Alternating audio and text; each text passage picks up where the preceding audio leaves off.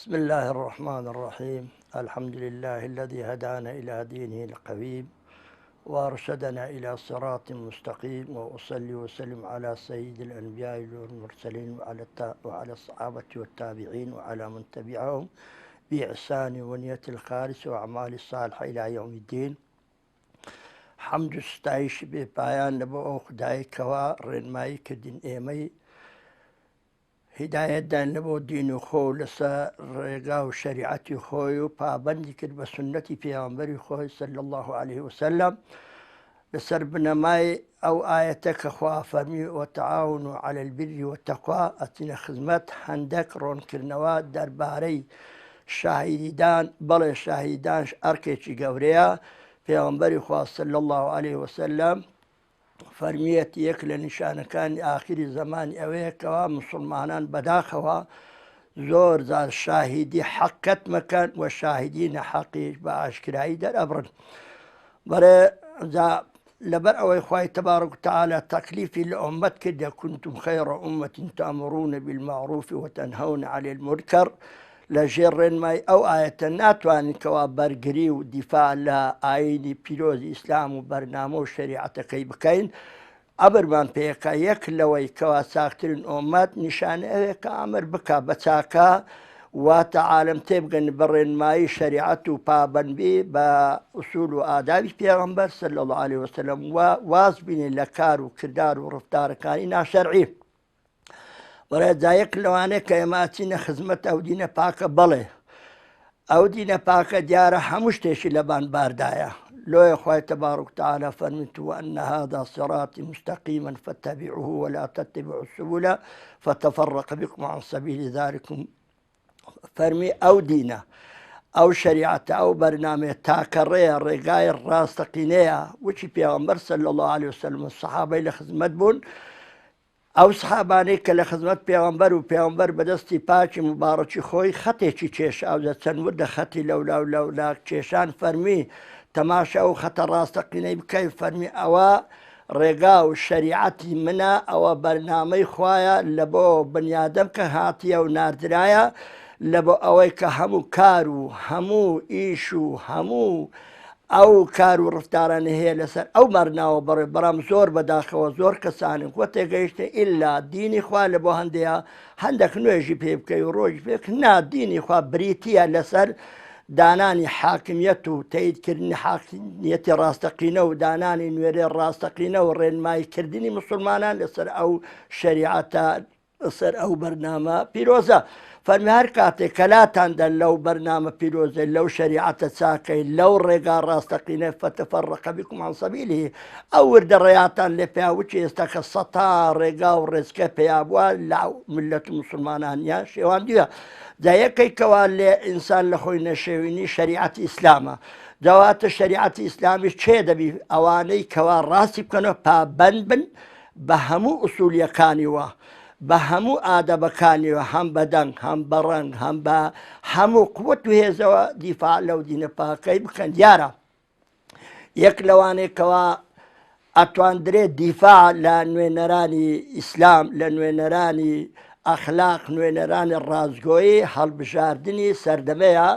هەروچی سەردەمی پێغەمبەر و پاش پێغەمبەر ئەوانە شوڕا بۆ بنوێنەریان هەڵبژاردە. بەڵام ئەو کاری چیان هەڵبژاردێ؟ ئەوەی کەوا شیاو بی، ئەوەی کەوا ئینسانی تەخوادار بی، ئەوەی کەوا ئینسانی لێزان بی. زان لەبەر ئەوەی کەوا ئێمەش وەکو مسلمان ئەبی بچین ناو ئەو هەڵبژاردنە. بەڵام چ هەڵبژاردنێک نە شاهیدێکی بە نەحەق و چی پێغەمبەر فەرمی لە ئاخری زمانی شاهیدی بە نەحەق دەن. ئینسان هەڵبژێری ئەو کەسەی شیاو بی، ئەو کەسەی کەوا زانابی، ئەو کەسێک کە بەتوانابی، ئەو کەسەی بە غیرەت بی، ئەو کەسەی بە عیزەت بی. دیارە کۆمەڵی ئیسلامیش چویتە ناو ئەو پرۆژە پیرۆزەی ئەو هەڵبژاردنەی کەوا نوێنەرانی لە ئەنجومەنی بەغدا دیار بکە و دیفاع لە خاک و وڵات و نیشتیمان و دین و ئەخلاقی کورد بکە. بەڵێ تواندرایە ئەوانی کەوا ڕابردوو سەلماندرایە کەوا دیفاعی جددیان کردیە هەم لە خاک هەم لە ئەخلاق هەم لە نیشتیما حتا بە ئیسپاتی بەرچاوی هەموو مسلمانان دیارە نوێنەری کۆمەڵی ئیسلامی چی دیفاعی لە بورجە و لە خەت و نیشتیمان لە مشتێک کردی حتا وای لێ هاتیە بە هەموو جددیاتێک خۆی دەبەدەلجا ئینشاءڵڵا داهاتوش ئێمە وەکو مسلمان هەر هەمومان پابەند ئەبین ئینشاءڵڵا بە دەنگ و ڕەنگەوە دەنگ ئەدەین بەو لیستە پیرۆزێکەوە لیستی ئیسلامیە لە بۆ نوێنەرانی عێراق کە ژمارەی 104 ئینشاءڵڵا و ژمارەیە سەرکەوتن دەینی هەروچی ئینشاءڵڵا لە ڕێزی یەکەم خوای تەبارەک وتعالە بە قسمەتی کردێ لە سیلسیلەکە ئینشاءڵڵا لە دەرچوونیش هەم یەکەمە بیتن جا ئینشاءڵڵا ئەم مسلمانانە پابەند دەبن ڕازگۆ ئەبن ئینشاءڵڵا دەن بەو لیستە پیرۆزەی لەبەرەوەی ئەو لیستە ناتوانانی خیانەت بکە لەبەرەوە ئیمان لە ناو دڵیاندایە ناتوانی هیچ خیانەتەکە لە مسلمانان و حتا لە کۆی مسلمانان و لە هیچ هاوڵاتێک بکە لەبەرەوە ئیمان هاندەرە بەڵام ئەتوانین برێ غەیریم ئەو بەرنامە پیرۆزەی چتی دیکە هەندەرە چتی دیکەش هەموو کاتێک گۆڕانی بەسەدادێ فکرەی بەسەدادێ تەماعی بەسەدادێ جا بەڵێ یەک لەوانێک کە ئینسان یارمەتی چاکە بدا یا یارمەتی خراپە بدا یەک نمونەی زۆر بەسیتمان هەیە مسلمانان هەیە جا چ قەیدیە ئەمە دەنگە لەم بە فلان یا بە فلان یا بە فلان دەنگدان بە غەیری ڕێگای ڕاستەقینە بە غەیری نوێنەری ڕاستەقینە بزانە چتاوانە چی هەیە لە سەردەمی سۆتاندنی یەک لە پێغەمبەران عەلەیهیمو سەلات وەسەلام ئیبراهیم پێغەمبەر کە مەنزەری قیان لۆگرتەوە یەک لەوانە ئەو دەعبایە کە هیچ نییە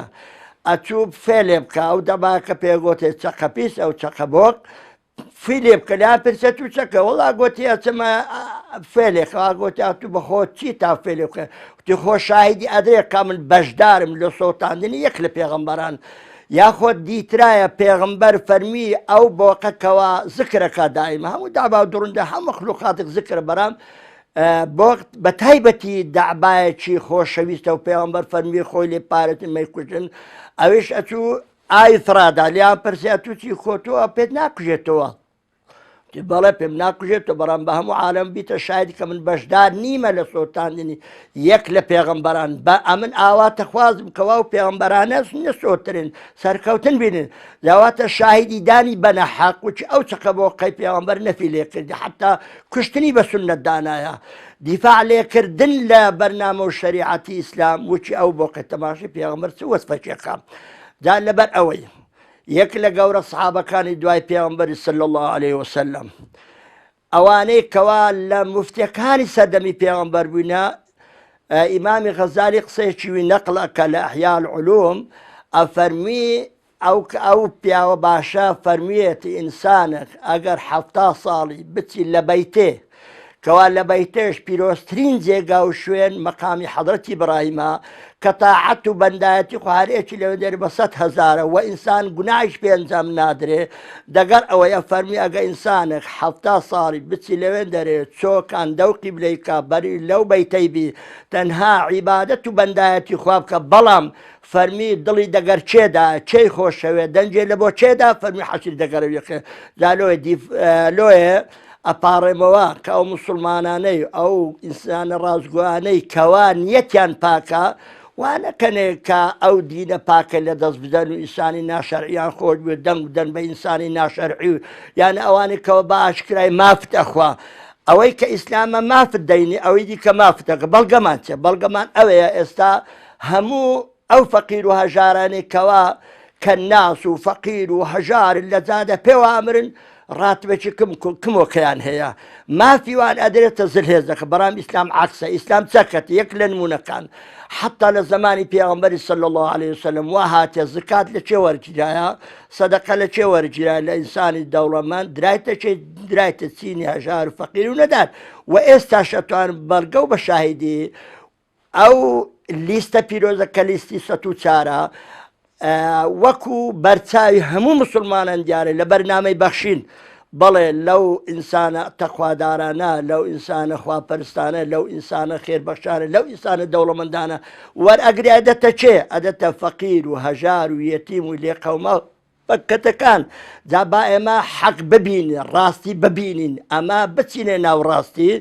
بەڵێ زۆر کە شێرەجامە شاهدی سێ بەڵێ شاهدی گەلە شتێکی گەورەیە حتا تەماشا بکەن یوسف پێغەمبەر کە پێغەمبەرێکی خوایی بووە ڕاستە بە پاکانی خۆی خوای تەبارەک و تەعالا پاراستی بەرام خوا چی لەبۆ کردە شاهید پەڕۆکی لەبۆ کردە شاهید شاهدی لەسەردا کە ئەو پەڕۆکە بەڵێ یوسف پێغەمبەر پاکە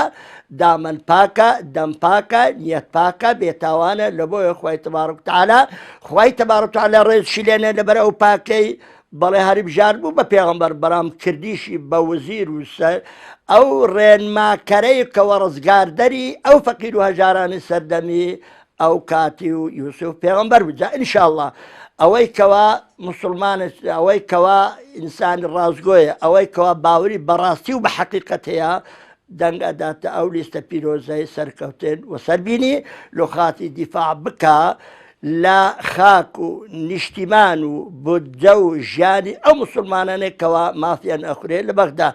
ئینشاءالله سەرکەوتن هەروکی لە لیستەکە یەکەمە ئینشاءالله سەرکەوتنی یەکەمیش لە بۆ ئەو لیستەیە خوای تەبارەک و تەعالا بار پشتیان لێ یەکە ئینشاءالله سەرکەوتنیان بە قسمەتەکە